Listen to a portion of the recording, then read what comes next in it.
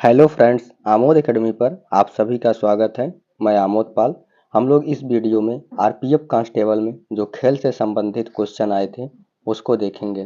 पहला क्वेश्चन है, खिलाड़ी हेनरी कपूर और माइक टायसन निम्नलिखित में से किस खेल से जुड़े हैं? ऑप्शन ए मुक्केबाजी, option B judo, option C tennis, option D jujutsu. इसका सही ऑप्शन होगा ए मुक्केबाजी। ब्रिटिश खिलाड़ी हेनरी कपूर और अमेरिकी खिलाड़ी माइक टायसन मुक्केबाजी से जुड़े हुए हैं। कपूर 12 वर्षों तक ब्रिटिश और राष्ट्रमंडल हैवीवेट चैंपियनशिप प्रतियोगिता में अपराजित रहे और 3 वर्षों तक यूरोपीय हैवीवेट खिताब अपने पास रखा। टायसन अविवादित हैवीवेट चैंपियन थे और आज भी सबसे कम उम्र के डब्ल्यूबीजी, डब्ल्यूबीए और आईबीएफ विश्व हैवीवेट चैंपियन विजेता बने हुए हैं। यानी हेनरी कपूर जो है यह ब्रिटिश खिलाड़ी, ब्रिटिश से इनका संबंध था, और जो है माइक टायसन ये अमेरिका के थे। इन दोनों का संबंध मुक्केबाजी से है। अगला प्रश्न है, निम्नलिखित में से किस खेल में किसी प्रतिद्वंदी को पटखनी देकर रखने के लिए अंक दिए जाते हैं? Option A basketball, option B kho kho, option C कुश्ती, ऑप्शन डी अश्वारोहण यानी या इक्वेस्ट्रियन। इसका सही ऑप्शन होगा सी कुश्ती। कुश्ती खेल में किसी प्रतिद्वंदी को पटखनी देकर रखने के लिए अंक दिए जाते हैं। कुश्ती एक प्रकार का द्वंद्व युद्ध है जो बिना किसी शस्त्र की सहायता से केवल शारीरिक बल के सहारे लड़ा जाता है। पुराणों में इसका उल्लेख मल्ल क्रीड़ा के रूप में हुआ है। 708 ईसा पूर्व में यूनानियों ने अपने ओलंपिक में कुश्ती को शामिल किया। Heave, half nelson, cradle, mat, bridge, attack, rebound, hold आदि जो है कुश्ती से संबंधित शब्दावलियां हैं। यानी heave, half nelson, cradle, mat, bridge, attack, rebound, hold, ये सभी शब्दावलियां कुश्ती से संबंधित हैं। कुश्ती खेल में प्रतिद्वंदी को पटखनी देकर रखने के लिए अंक मिलता है। अगला प्रश्न है, स्कीट और पिस्तौली शब्द किस खेल से जुड़े हैं? Option A shooting, option B कुश्ती, ऑप्शन सी मुक्केबाजी, ऑप्शन डी तीरंदाजी। इसका सही ऑप्शन होगा ए शूटिंग। यानी स्कीट और पिस्तौली शब्द शूटिंग खेल से जुड़े हैं। एक खेल के रूप में शूटिंग पिस्तौल और राइफल जैसी बंदूकों का उपयोग करके लक्ष्य पर निशाना लगाने में शूटर की सटीकता, नियंत्रण और गति को प्रदर्शित करता है। इस खेल में 3 प्रमुख बंदूकें हैं जो प्रतिस्पर्धा में व्यापक रूप से उपयोग की जाती हैं: राइफल, पिस्तौल और शॉटगन। अंतर्राष्ट्रीय शूटिंग खेल महासंघ यानी ISSF ओलंपिक शूटिंग स्पर्धाओं की शासी निकाय है। यानी स्कीट और पिस्तौल शब्द शूटिंग खेल से जुड़े हुए हैं।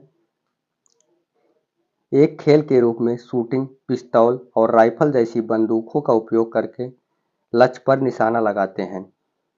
इस खेल में 3 प्रमुख बंदूकें हैं: राइफल, पिस्तौल और शॉटगन। अंतर्राष्ट्रीय शूटिंग खेल महासंघ यानी ISSF ओलंपिक शूटिंग स्पर्धाओं की शासी निकाय है। अगला प्रश्न है, भारतीय ओलंपिक संघ के संस्थापक अध्यक्ष कौन थे?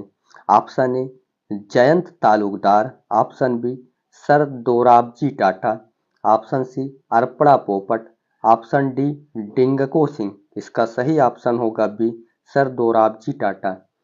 यानी वर्ष 1927 में भारतीय ओलंपिक संघ यानी IOA का गठन किया गया था, जिसके संस्थापक अध्यक्ष सर दोराबजी टाटा और सचिव डॉक्टर AG नोएरेन थे। वर्ष 1927 में ही भारतीय ओलंपिक संघ को आधिकारिक तौर पर अंतर्राष्ट्रीय ओलंपिक समिति द्वारा मध्यस्थता दी गई थी। अगला प्रश्न है, निम्नलिखित में से कौन सा विकल्प कबड्डी खेल से संबंधित है? Option A K F I, option B AIKF, option C FIFA, option D BCCI। इसका सही ऑप्शन होगा AKFI, यानी AKFI का पूर्ण रूप है amateur kabaddi federation of India, जो कबड्डी खेल से संबंधित नियामक संस्था है। इसकी स्थापना 1973 में हुई थी। इसका मुख्यालय जयपुर में है। यद्यपि फीफा का संबंध फुटबॉल और BCCI का संबंध क्रिकेट से है, यानी AKFI का संबंध कबड्डी खेल से है। इसका फुल फॉर्म है amateur kabaddi federation of India और AKFI की स्थापना 1973 में हुआ और इसका मुख्यालय जयपुर में है। और फीफा का संबंध फुटबॉल खेल से है और BCCI का संबंध क्रिकेट से है। अगला प्रश्न है, ओलंपिक पदक विजेता सुशील कुमार किस खेल से जुड़े हैं? Option A shooting, option B भारोत्तोलन, ऑप्शन सी मुक्केबाजी, ऑप्शन डी कुश्ती। इसका सही ऑप्शन होगा डी कुश्ती, यानी सुशील कुमार ने कुश्ती में ओलंपिक पदक जीता था। इन्होंने 2012 के लंदन ओलंपिक में रजत पदक यह कुश्ती से संबंधित हैं और वर्ष 2009 में राजीव गांधी खेल रत्न पुरस्कार से सम्मानित किया गया था। यानी सुशील कुमार जो है इनका संबंध कुश्ती खेल से है। इन्होंने 2012 के लंदन ओलंपिक में रजत पदक जीता था और 2009 में राजीव गांधी खेल रत्न पुरस्कार से सम्मानित किया गया था। अगला प्रश्न है, राइडर शब्द किसे खेल या खेल से जुड़ा है? Option A cricket, option B kabaddi, option C gymnastic, option D tennis. इसका सही ऑप्शन होगा बी कबड्डी, यानी जिस प्रकार क्रिकेट में बल्लेबाज और गेंदबाज होते हैं, उसी प्रकार कबड्डी में दो प्रमुख प्रकार के खिलाड़ी होते हैं, एक रेडर यानी राइडर और दूसरा डिफेंडर। रेडर वह खिलाड़ी होते हैं जो विरोधी टीम के पाले में प्रवेश करते हैं और अधिक से अधिक विरोधियों को छूने की कोशिश करते हैं। यानी कबड्डी में दो प्रमुख प्रकार के खिलाड़ी होते हैं, एक रेडर या राइडर और दूसरा डिफेंडर। रेडर वह खिलाड़ी होते हैं जो विरोधी टीम के पाले में प्रवेश करते हैं और अधिक से अधिक विरोधियों को छूने का प्रयास करते हैं।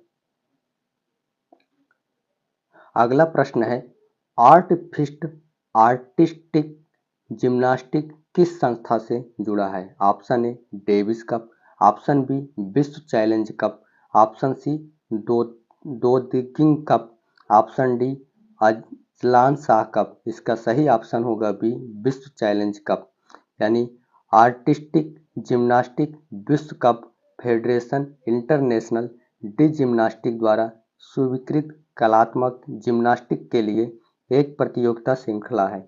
यह पहल एक विशेष संदर्भ में की गई थी क्योंकि विश्व चैंपियनशिप हर 4 साल में होती है।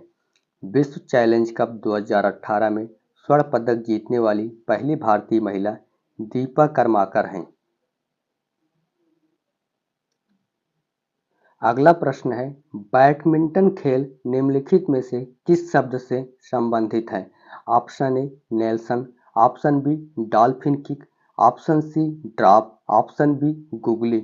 इसका सही ऑप्शन होगा सी ड्रॉप। ये ड्रॉप शब्द बैडमिंटन से संबंधित है।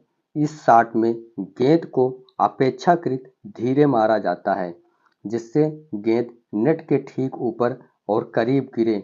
यह रणनीति रूप से एक हिट है। ड्रॉप शब्द का संबंध बैडमिंटन से है।